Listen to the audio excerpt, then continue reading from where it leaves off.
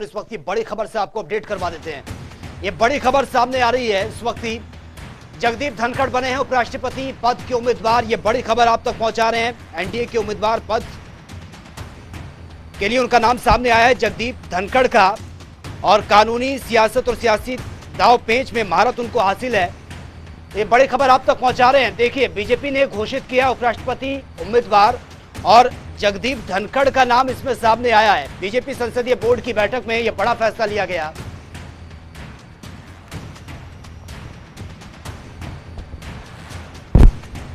ये बड़ी खबर से आपको अपडेट करा रहे हैं। इस वक्त ये बड़ी खबर सामने आ रही है।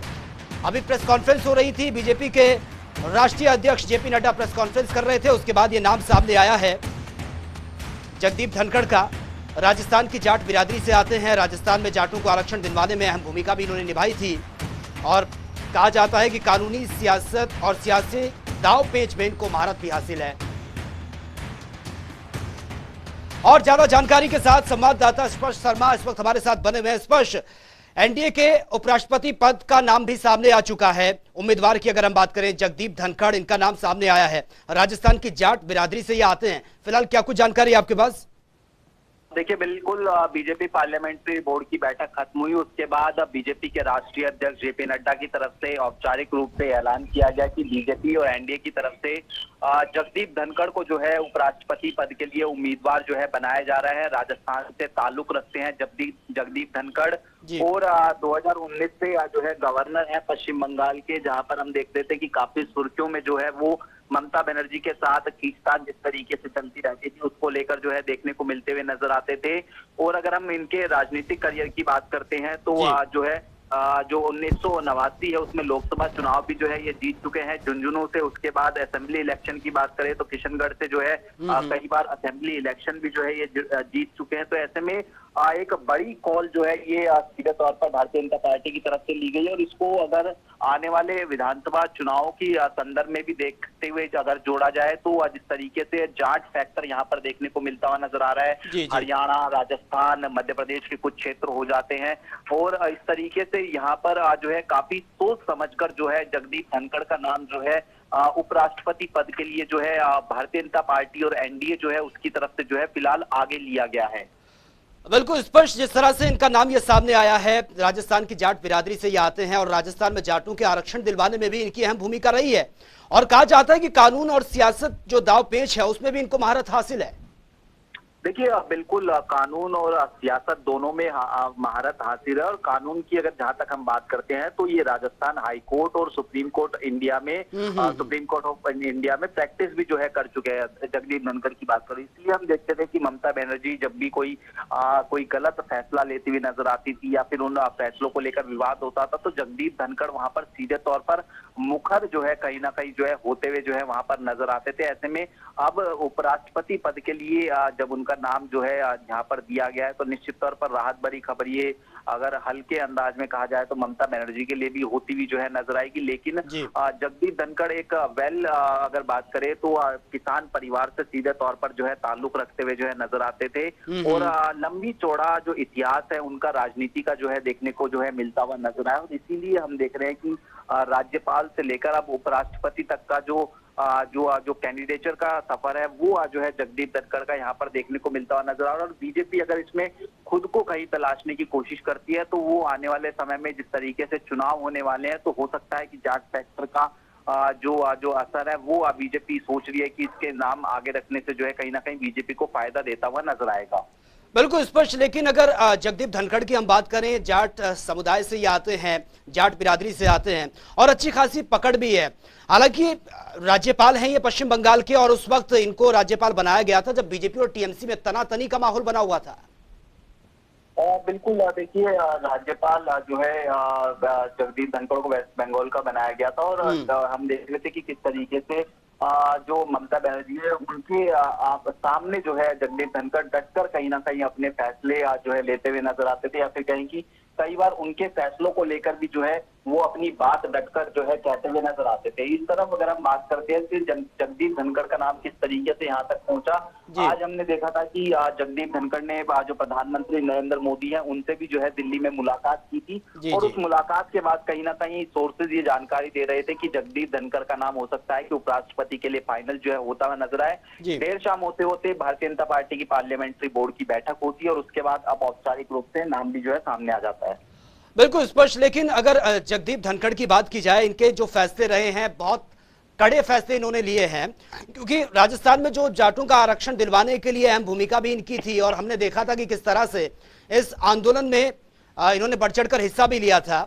लेकिन जो निर्णय लिए जाते हैं बहुत कड़े निर्णय ये लेते हैं, सोच समझकर फैसला लेते हैं। और शब्दावली की अगर बात करें तो कभी भी ऐसा नहीं हुआ कि कुछ इनकी टंग स्लिप हुई हो या फिर कुछ ऐसा बोल दिया हो। बहुत सोच समझकर निर्णय लेते हैं, या फिर मैं ये कहूं कि राजनीति के एक मंझे हुए खिलाड़ी हैं।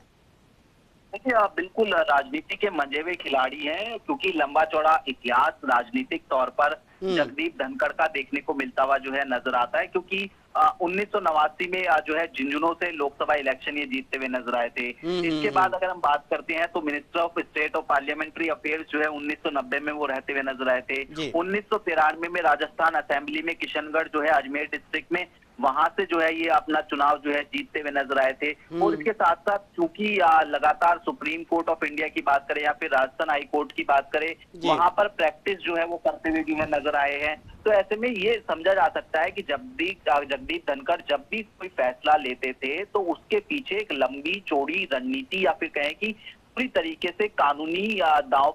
जी बिल्कुल स्पष्ट। आपके पास मैं आऊंगा। विधानसभा अध्यक्ष ज्ञानचंद गुप्ता इस वक्त हमारे साथ फोन लाइन पर बने हैं। ज्ञानचंद गुप्ता जी, स्वागत है आपका जनता टीवी में। धन्यवाद आपका जी, आपका भी बहुत बहुत धन्यवाद जी।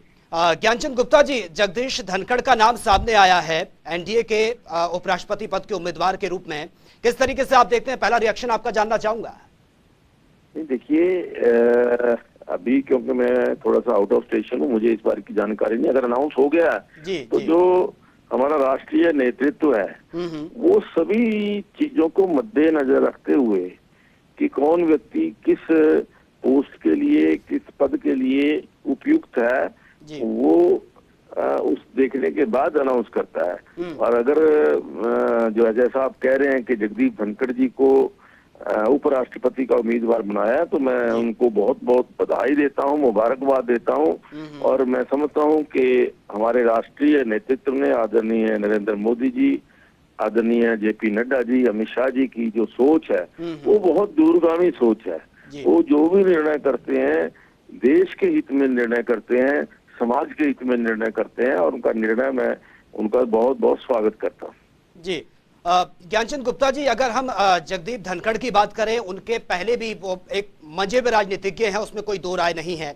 क्या आपको लगता है कि जिस पद के लिए उनका नाम सामने आया है, क्या क्या खूबियां उसमें होनी चाहिए? देखिए, एक उपराष्ट्रपति पद के जो भी हमारे प्रत्याशी या जो भी उपराष्ट्रपति बनने के लिए जो उम्मीदवारी उनकी तय हुई है वो बनेंगे भी, इसमें कोई दो राय नहीं है। ठीक है। और जो एक उपराष्ट्रपति बनने के लिए एक सौम्य और एक अपने जो दृढ़ निश्चय का व्यक्ति चाहिए, एक विश्वास का व्यक्ति चाहिए, जो देश के बारे में सोचता हो, जो देश के विकास के बारे में सोचता हो, देश के संविधान के बारे में सोचता हो, संविधान की रक्षा करने के लिए काबिल हो, ऐसे व्यक्ति का सिलेक्ट होना। और मैं समझता हूं कि ये सभी खूबियां आदरणीय जगदीप धनखड़ जी के अंदर हैं। मैं उनको फिर एक बार बहुत बहुत बधाई देता हूँ। बिल्कुल। ज्ञानचंद गुप्ता जी, अभी प्रेस कॉन्फ्रेंस हो रही थी बीजेपी के राष्ट्रीय अध्यक्ष जेपी नड्डा वही प्रेस कॉन्फ्रेंस कर रहे थे। उन्होंने ही उनका नाम ये डिक्लेयर किया है। लेकिन जिस तरह से आप जिस तरह से आप खूबियों की बात कर रहे थे, क्योंकि अगर जगदीप धनखड़ की हम बात करें, कानून की नॉलेज उनको है, कानून की पढ़ाई उन्होंने की है, सियासी जो दावपेच है उसमें भी महारत उनको हासिल है। ये देखिए, उपराष्ट्रपति का जो पद ऐसा है वो संवैधानिक पद है, कोई वो राजनीतिक पद नहीं है जहां राजनीतिक दांवपेच की आवश्यकता है। जी। इस पद के ऊपर तो जो संविधान की रक्षा कर सके, संविधान के नियमों को, कानूनों को अच्छे ढंग से लागू कर सके और संवैधानिक निर्णय ले सके। क्योंकि बहुत सारे चीजें जब आती हैं उपराष्ट्रपति के जो हमारे उपराष्ट्रपति होते हैं, तो बहुत ध्यान से निर्णय लेना पड़ता है। संवैधानिक निर्णय, संविधान की अनुसार निर्णय लेना पड़ता है। और क्योंकि वो एक जैसा बताया कि एक कानूनविद भी हैं और अच्छे कानून को जानने वाले व्यक्ति हैं, तो इसलिए एक सोच समझ करके उनका निर्णय किया गया और बहुत अच्छा निर्णय, मैं कहूंगा कि ये देश हित के लिए बहुत अच्छा निर्णय। ठीक है, चलिए ज्ञानचंद गुप्ता जी, बहुत बहुत शुक्रिया आपका हमसे जुड़ने के लिए। तो देखिए, बड़ी खबर जो सामने आई है, एनडीए के उपराष्ट्रपति पद के उम्मीदवार का जो नाम सामने आया, जगदीप धनखड़, और राजस्थान में जाटों के आरक्षण में इनकी अहम भूमिका रही है। इसी के साथ ही राजस्थान की जाट बिरादरी से आते हैं, कानूनी ज्ञान इनको है, कानून की पढ़ाई इन्होंने की है। सियासत की अगर बात करें, सियासी दाव पेंच में भी महारत हासिल है। हालांकि जिस पद के लिए इनका नाम सामने आया है, उसमें जो खूबियां होनी चाहिए, एक बहुत ही सरल स्वभाव के होने चाहिए, क्विकली एक्शन ले सके, और कुछ भी अगर हो तो डिसीजन जो तुरंत ले सके, ऐसे व्यक्ति का होना बेहद जरूरी है।